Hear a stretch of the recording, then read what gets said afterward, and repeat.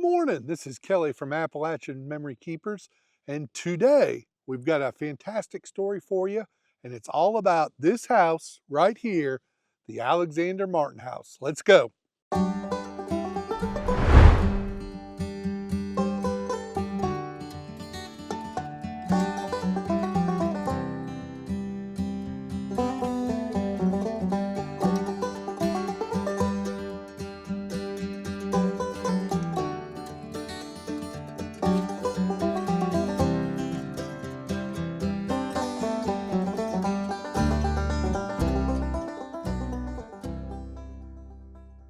So we're lucky today to have a direct descendant of the Martin family. Terry, welcome to Appalachian Memory Keepers. Thank you. This isn't your first rodeo with us, though. A couple weeks ago, you were kind enough to invite us into your home. Yeah, thank you. It's good to be back. And one of the pictures that you probably saw in that video in my stairwell of ancestors was a picture of Alexander Martin, who lived here, and he's my great-great-great-grandfather. And I know Greg has a copy of this picture, but this is a colorized version. Yeah, this is a portrait of Alexander Martin, who lived in the house here. And I know Greg has a copy of this picture in his house, but this was a colorized version that my uncle had done, and I thought it kind of brought it to life with him in his Union uniform.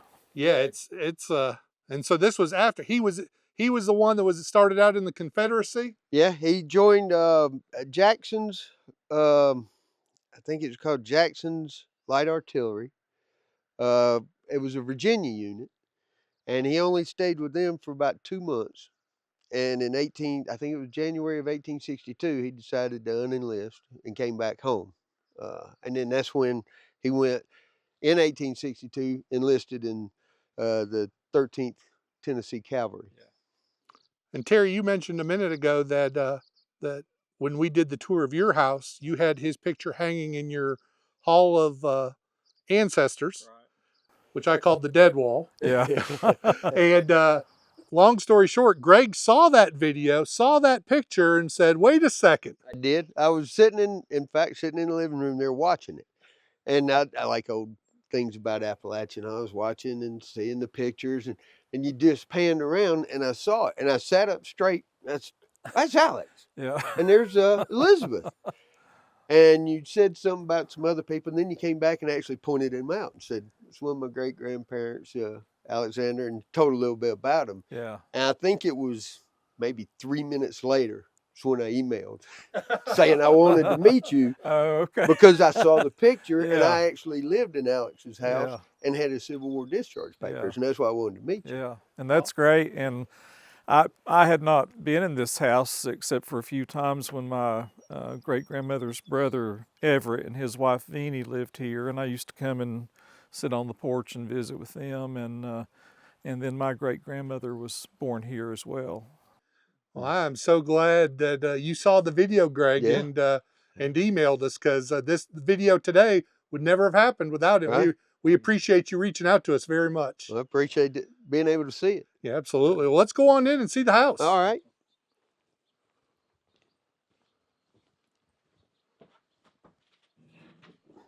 The porch is in, for 70 years, it's in what shape it's in, but 1956, RWM, that's Rhonda Wallace Martin. It's when the concrete was poured. And he's the gentleman that you bought the house from. Yeah, he had sold it, and about a year later I bought it, because it was sold as a package deal for the place across the street, and they didn't want the old place, so I bought it from them. And he's the one that has given me all the information about the Martin family and the pictures through time. I have pictures from the 20s, pictures of Jared and the teens sitting out here in front of the house. So he's been where the majority of these stories came from. Come on in. This is my foyer right here. As you'll see. All 12 inches of it? Well, you can actually shut this door and stand here.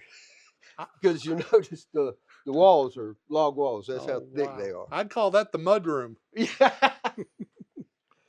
This is the living room. It was main living quarters. This is actually a log structure. You'll see all the doorways. The walls are about a foot thick, because they're all log walls. Underneath the sheetrock and the boards, it still has the hay and mud chinking in between the logs.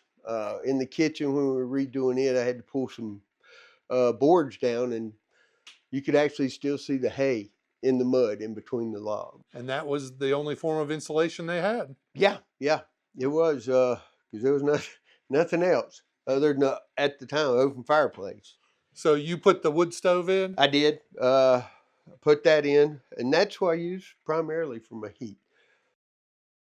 You told the story that when you were working on this and renovating it, that it was so cold one night that you had to sleep in front of the fireplace and got it up to a whopping 54 degrees. 54 degrees. It was so cold outside, and with the old windows, the wind would blow, the curtains would move, and there was no insulation. And the only heat I had was fire, and I put a cot right here and slept, and it was up to 54 degrees. Wow. Back before, well, I redid the plumbing, because the plumbing had been ripped out, and over the years, I would get water from the creek to put in the toilet, to flush the toilet, when I was working on it. And one morning, Tom was here with me. We were working. He woke up that morning. He went to use the restroom. He told me, he goes, "Hey, water's froze." I said, "Yeah, I know. We got the bucket there. The bucket's fine." He said, "No, water's froze in the bucket." And it was froze in the house, froze in the bucket. I would sleep with about everything of clothing I had. I'd have a hoodie on with just a breathe hole. A breathe hole, and every blanket I had in the house on me. And you could see your breath. And you had to plan how you were going to get out of bed. It's like, okay, I'm going to get up real quick. I'm going to run in there, throw a log on the fire, and jump back in, and hopefully it'll catch up. So, that is dedication to the renovation to go through that. Well, you know, I was in the military, and I thought, you know, I've done military, you know, bivouacking and out. And it was nothing compared to living in this house the first few years. It was tough. It was very tough. Wow. How long did the renovation take you? Or are you done? Are you still working? I am almost done. I'd say I'm 95% done. The back area, the mudroom, is the only room I haven't done yet. I've got to take a chimney down that was an old cook chimney from years back. And I bought caulk by the case. And I'd walk around and just run my hands everywhere. And where I'd feel the wind, I'd caulk it. So this house has probably got more caulk in it. There's about 2 cases of caulk in the house. All the floor joists, you know, around the floor and the walls and fireplace and the windows everywhere, it got caulked. Now the floors, these floors are actually from the 30s or 40s. My wife wanted to refinish them, but I thought it was part of the character of the house. I mean, you could see where they used to have some type of wood stove or something here, and you can see where they had rugs and painted borders. I wanted to leave it the way it was. It ain't broke, I ain't gonna fix it, and I like the character of it. Now these floor boards are on top of the original wide plank boards from the log cabin, which you can see from that room looking back in. You can see the profile of it. Originally, the staircase was located right here. This was a solid wall, and the window wasn't here. And that was a staircase that went up to the second floor. Went up to the second floor to living space upstairs. But now, some point, they moved it over to this corner. Correct. And the purpose they did that for? So they could put a door here and have a front door up here coming into the living room instead of going into the other rooms there. Because originally it came in on the other side of that wall. On the other side of that wall. Okay. And why do you think they moved that door to its location today? Probably somebody's wife wanted something different. I don't know. That's usually my experience. As a happily married man, I am not going to comment on that comment, and I will just take your word for it. It was probably function, you know, through the years, changing things up. What we have here, this is one of the original windows in the house when I bought it. And these are items that I found other than the old pistol. These are items that I found here on site, or pictures that Mr. Rhonda gave me. I've gone through the yard and the field with the metal detector and pulled up horseshoes and plow heads and bottle tops. And the medicine bottles I found under the house when I was crawling under, looking around.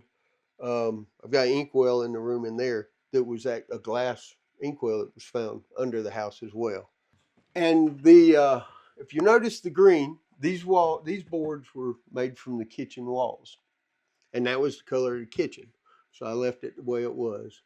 It's amazing how many old houses that I've been in that have green. Green was a really popular color, and I've been told a lot of times it had arsenic in it.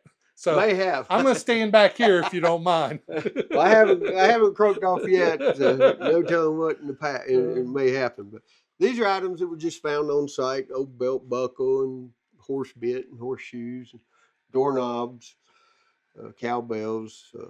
This is Mr. Rodney Martin in somewhere around 1945, and where he's standing was on the wall on Alexander's bedroom. Okay. There used to be a doorway there. On the back side of the lean-to.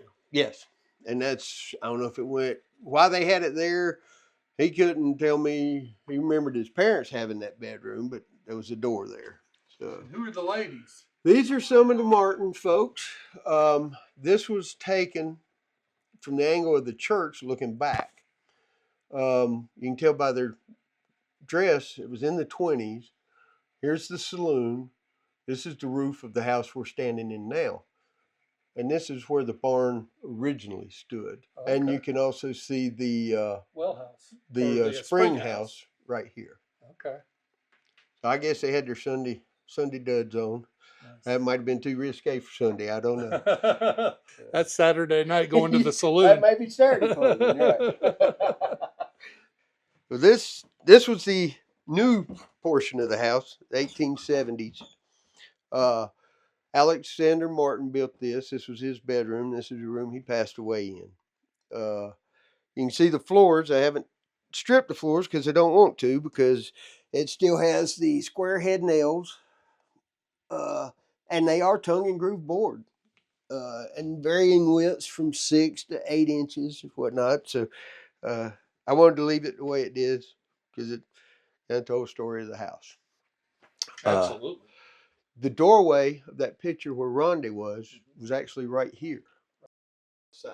Okay, and at some point they covered that up. Covered that in. Okay. Nowadays houses have, big master suites, things like that. Back then it was a place to lay your head and get dressed. So I mean, it's small, compact, but it's livable. I never knew he died here. I never. Yeah, Rondé said he. Now I don't know where the Rondé said he always remembered the bed being on this wall, looking out. And these are some of the wallpapers that were in the house when I was going through, pulling old walls down and found remnants of old. So it was nice at some point, rather uppity with the designer wallpaper. And the doorway where you're standing, Rondé said they always called it the organ room. He said at some point one of the ancestors had an organ in there. So I don't have an organ, don't know how to play an organ. So you turned it into a bathroom. I don't know how to use the restroom, so it's now a bathroom. I would say that's probably a little handier than an organ. Yeah. And while you're taking a shower, you can watch the church, look at the church. And see if anybody's beat you to church, if you need to hurry or not. Yeah. Very nice. This is what was one of the original doors to the breezeway. This is a log wall. It's because of the thickness, you can tell. And I've actually... How thick is it? It's, I want to say 12 inches. Wow, so width of a log.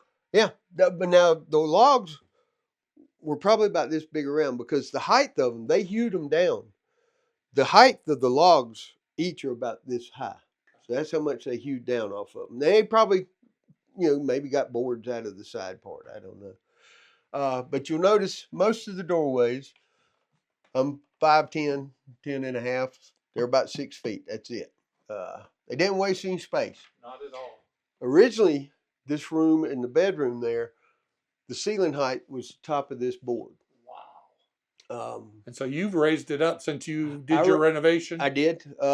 This was one open room. Once they closed in the breezeway, the dog trot part, about where you're standing was a log wall. They cut the log wall out, and this was one open room.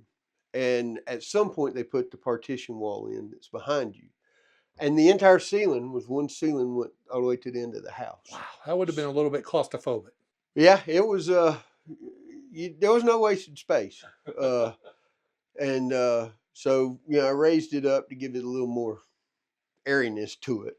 And so, what does this room become? This is the Martin room. Rodney Martin actually said that this was his bedroom growing up, and this is where pictures of the family and Civil War discharge papers and some of the other houses in the valley that the Martins built have pictures of them hanging up. Now, you mentioned these are the actual, real Yes. Civil War discharge papers. They are the original ones that he folded up and put in his pocket in Knoxville, Tennessee, and came home with. When he was done with the Union. Done with the Union. What year was it? 1865. It was September, 5th September, 1865, when he was discharged. And how did you get those papers? Well, Mr. Rodney Martin, again, and I've mentioned his name a lot, but he was the one who told me everything about the family. He saw that I was redoing the house and taking care of it and fixing it up. One day we were on the porch and he said, my great-granddad's Civil War discharge papers, they've always hung on the wall in the house. He said, I have them folded up in a box. If you're willing to put them up, you can have them. And I said, well, it'd be an honor. So he gave them to me the next week, and they've been hanging on the wall next to a picture of Alexander since 2014. That's actually a copy of the picture of the colored one that that Terry brought over. Okay. And that's the one that I saw in his stairwell that in our video. That started all this. As far as the family goes, we were talking about Jared and Miss Polly. And this is a picture that Mr. Rhonda gave me. This is Jared, and there's Miss Polly, and Everett and Walter and Earl and this, two of the girls. And this is the chimney out front where the picture was taken from. And Mr. Rhonda gave it to me. So it's up in the Martin room. It's so cool that you have so much of the original film, because if we hadn't mentioned before, you are not a Martin relative. No, I am not a Martin. I'm originally from the eastern part of the state. You kind of meandered up to the mountains. I did. It took me a while, but I finally got home. Well, I would say that you, at the very least, are an honorary Martin. Well, Mr. Martin said I could be buried in the family cemetery. And so that's the only approval. That's the approval. You got it. You're in. Exactly. This is another picture Rhonda gave me. This is actually Rhonda Martin and his sisters. And that's Everett and, what was it, Beanie? Sitting on the front porch. And you'll notice the window's not here. The doorway's not in. And the front door is actually on the front of the house. And that's one of the layers. That was the first layer of the asphalt shingling stuff. That had 2 layers on it. So, had an old stone chimney and fireplace over here that Rhonda said they took down in the 50s. So the stones, he said Jared put them in 1903, and they're still out there, the stone walkway. Wow. Now this is part of the log structure, the original structure. This was the kitchen area. You can look at the windows and see how thick the walls are. They're about 12 inches or foot thick as well. There was a stone fireplace here that was taken down in the 50s. I've never seen it that way.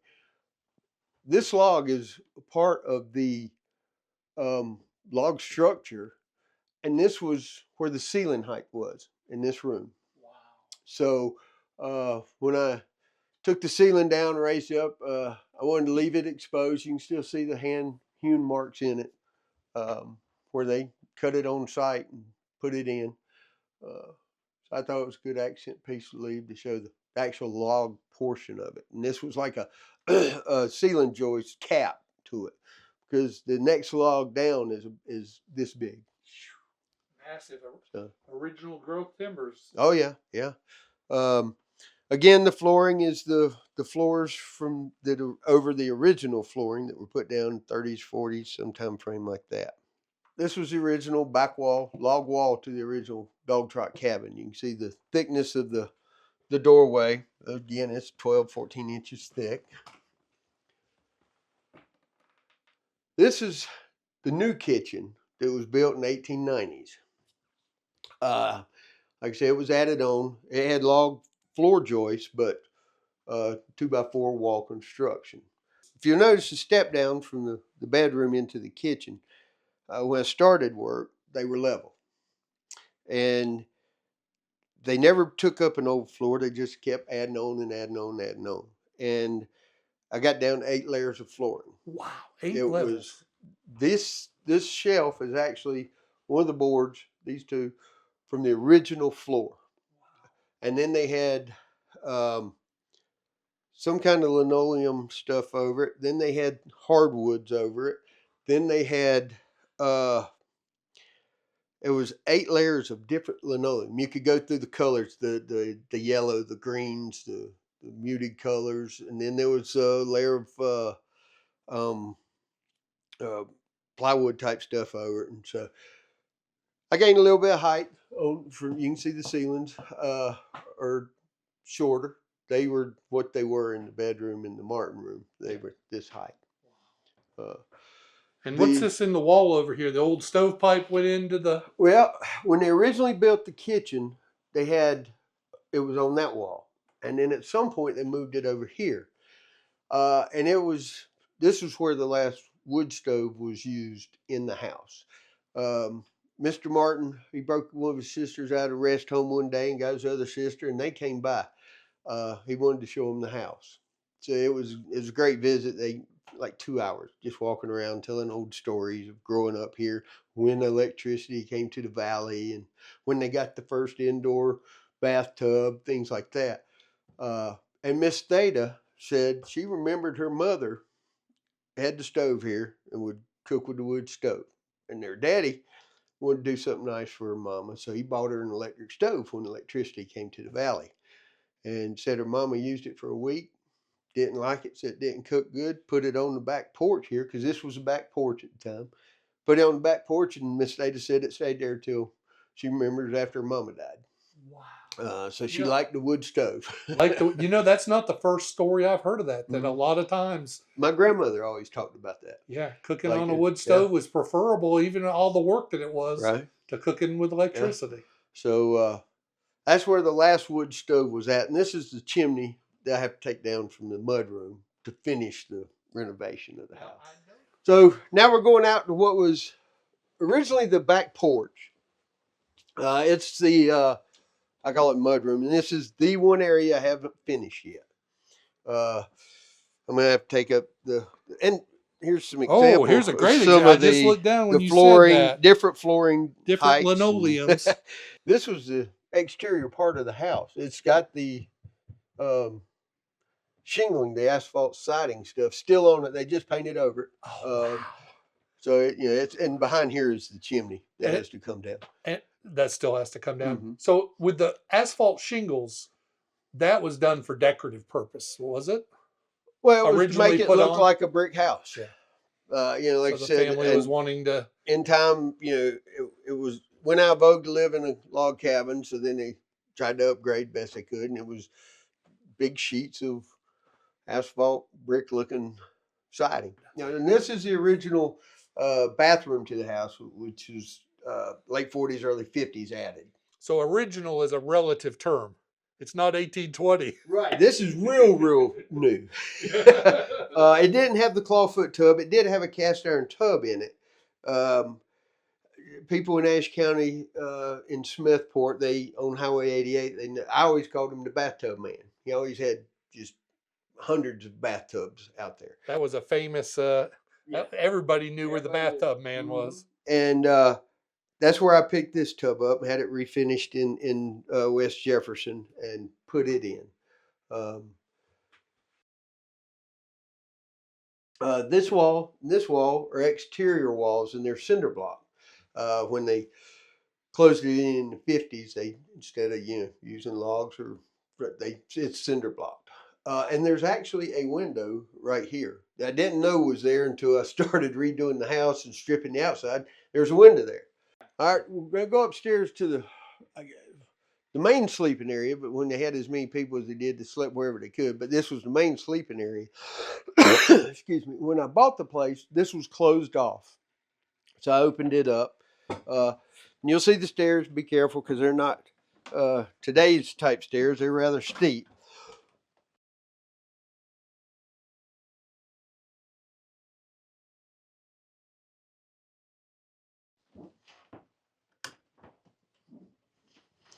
So how many children were raised in this house? Well, over the years, many. Jared had 12 children. One was born in the new house. The other 12 or 11 were born here. There used to be a house that Terry talked about that was across the street that had been torn down, which when the older kids would get up in age, they would go to stay over there some as well. But this was upstairs, main sleeping area. Still has the wide board and the cut nails or the square head nails. The log walls go up to the base of these windows, and then this is just open space in between. It was tongue and groove board when I bought it, but absolutely no insulation. So it was cold in the winter and hot in the summer. This is where you would wake up during a snowstorm outside, and on the inside, you'd have a dusting on top of your quilts. Oh, yeah, definitely. So I added insulation, rigid board insulation, and the sheetrock. So, Greg, I love this little barn here. Tell me about it. Well, it didn't originally start its life here. It was originally back just to the right of where the other red barn is. Okay. And it was there from, I've got a picture from the 20s with it back there. And sometime in the 50s, it was disassembled, moved up here, and reassembled next to the road. Why did they move it down here? Well, they grew tobacco up on the farm here, and they used the barn for drying tobacco. And it was closer to the wagon trail, or the dirt road at the time. So it made it easier loading and unloading their tobacco. Okay. When's the last time it had tobacco hanging in it? It's probably still got remnants of it in there now on the floor, but I do have a picture of it from 1997, I believe, and it had tobacco hanging in it then. I think you mentioned that there was also a spring house here too, wasn't there? Yeah. The trees back here, at the base of the trees is a spring, and that's still where I get my water Is from. that where this water is coming out of? Part of it, yeah. Okay. At the base of those trees was a stone spring house, which, back then they didn't have refrigerators or electricity. So that's how where they stored their milk, stored their milk and eggs and things they wanted to keep cool, the canned goods. And you can sort of see the outline of it now over, and there's the spring there, and then still a spring creek coming out that would have flown, gone through the spring house. Does this little branch have a name, or is it the nameless branch? Well, I call it the Headwaters of the Mississippi. The Headwaters? Yeah, why do you call it that? Well, actually, the main part of the stream starts up in the holler, and then the small stream ties in right there. And it goes under the road, dumps into Brushy Fork Creek, which then dumps into the North Fork of the New River, which then meets up with South Fork New River to form the New River. And then it continues its journey up north through Ohio and eventually dumps into the Mississippi. So the headwaters of the Mississippi. This water here will eventually be in the Mississippi and the Gulf of America down in Louisiana. Wow. Greg, what is this building here? I understand it has a tepid history. Yeah, this was a log, started out as a dry goods store saloon. When Alexander Martin came back from the Civil War, him and his brother David built it, and they sold dried goods stuff, tobacco, and whiskey out of it. And they did exceptionally well, as the story goes, with the whiskey sales. It originally sat in this flat spot here, facing the road. Now you have to keep in mind this road was just a wagon trail. It wasn't paved until around 1998. So it sat right up against the road here. So this was a pretty major thoroughfare for the valley. For anybody going from Ashe County over into Tennessee, they would have come by, and on a hot summer day, they probably were looking for a cool drink. Well, yeah, refreshments were hard to come by, I think, back then. And this was a big cut through Snyder Gap going over to the gorge and to Mountain City. so it was well traveled, wagons at the time. So they would sell their dry goods, and they grew tobacco here on the farm and would sell their tobacco. I was told that it was actually a legal whiskey location. Really? But the revenue man, as the story goes, Mr. Ronda told me, would come by, and he was always baffled at how they could stay in business because they didn't appear to be selling much whiskey. The bottles never went down? It turns out they were supplementing their legal liquor from a still up in the holler, and were selling their moonshine, and then would periodically put a little bit down for the liquor man to come by and actually see they were making some sales. Interesting. So that's probably a practice that was not, well, at least the making whiskey part was pretty common in these hills. Yeah, Ashe County had a reputation of having a few stills around. There's been a couple people been locked up around here back in the time. And I know even not that long ago, a couple. Yeah, but it was, as you can see, it's fairly, and especially back then, desolate place. So this was where people could come get some staples that they might need. Even after the saloon shut down, it was still a dry good place, and they had an old hit and miss motor in there where they would grind people's corns and wheat and whatnot for, grits and flour and that kind of stuff. But Alex was sitting out here one day, and a traveling preacher come by and asked if he could hold revival here. And Alex said, "Well, Mr. Preacher, you do what you can. Good luck to you." Well, he started holding services on the front of the saloon. Turns out a lot of people in the valley got converted. So that's what actually led to the church being built. But this was in the early 1880s. Alexander died in 1885. And at that time, then Jerd and his brother David took over. They still sold liquor, but the women folk, as usual, sort of runs things, and they'd had enough of the liquor sales. So they told them they had to shut the saloon down. So they had about 60 gallons of liquor still here. So they loaded up on a wagon, took it over the mountain to Hampton, Tennessee, wagon, buckboard, and sold it, and came home with 2 Singer sewing machines for the women. And that ended the liquor sales of it, and the store still stayed open, selling, dry good things and grinding grain and whatnot, all the way probably up to around the 1900s. This is the old Martin Chapel, built by the Martin family in the late 1880s. In the late 1880s. And what denomination was it? Well, I I guess believe it, I want to say it was Methodist, but I don't know. Yeah, and eventually it became Baptist, but I think it was a Methodist preacher that came through that had the revival at the saloon. That then everyone got converted, and then they built the church. Gotcha. And so this was primarily the Martin family worshipped here, and then other people in the valley? Oh, the valley, people in the valley, and on weekdays it was used as a schoolhouse. Was it? Yeah. In fact, one of the ladies who passed away a few years ago, she went to school here, Miss Irene, Irene Main. Yeah. She went to school here. Interesting. Have you ever been in this building, Terry? I have. We had a family reunion several years ago and had a worship service with some of the descendants. Very cool. Well, let's go see what it looks like.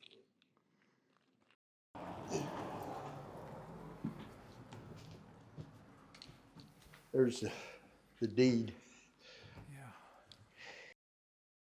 Greg Hester. Jason Miller. Jason, nice to meet you. Nice to meet you. We were talking earlier, do you know what denomination started the church back in the 1800s? I think it's Baptist. Okay, Baptist? Yeah. I know ever since I've known about it, it's always been, Brushy Fort Baptist Church, and before that was Martin Chapel. So, how long you been here? I've been here about 3 years now. Okay. Yeah. All right. Going on 4. There you go.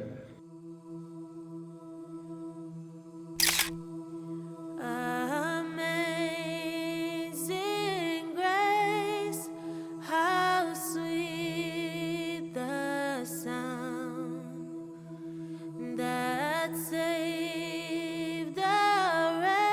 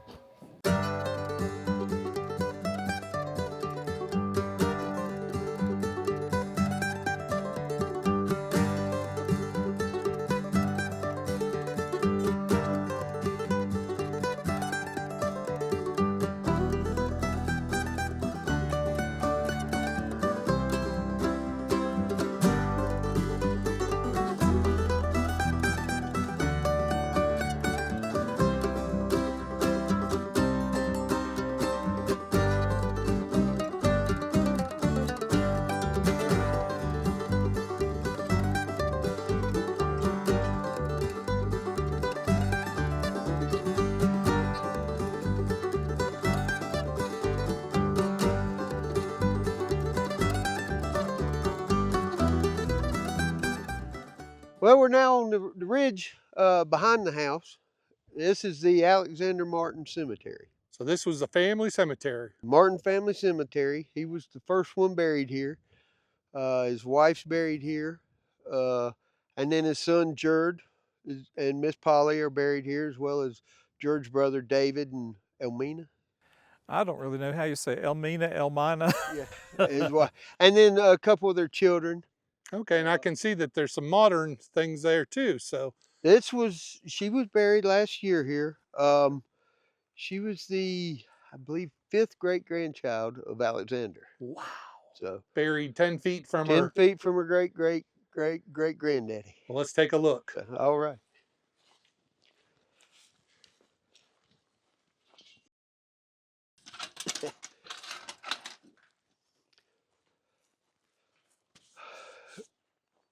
Right here, I guess would be your, what, 5th great-granddaddy? Actually, 3 times. 3-time My great-granddaddy. great-great-great-grandfather. And this is his government marker, Company I, 13th Tennessee Cavalry. And this is Alexander. Alexander Martin.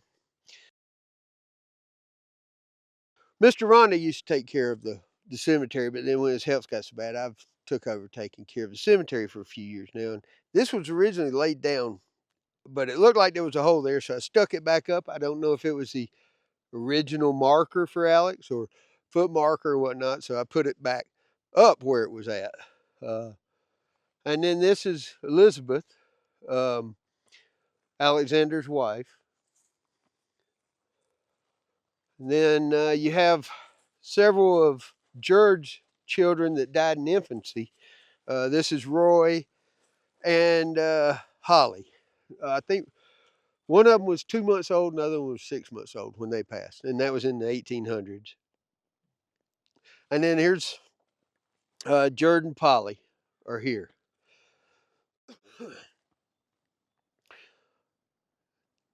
You got some Davises. I don't know if you know how Davises are intermingled. Rondi said they kind of showed up somehow in the family and were buried here.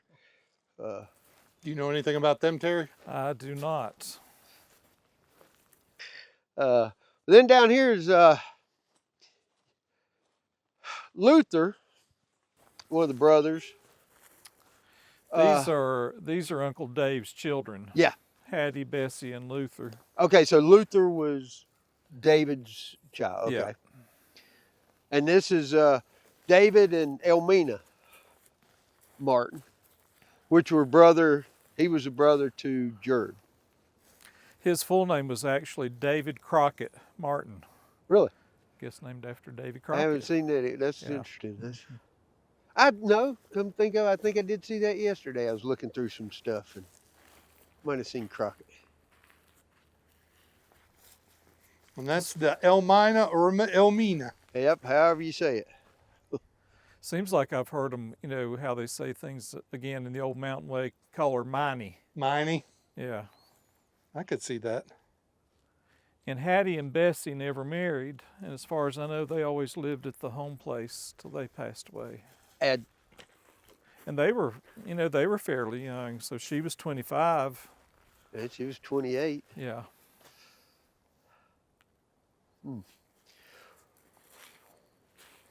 They had the Spanish flu came through in like 1918. 1918, yeah.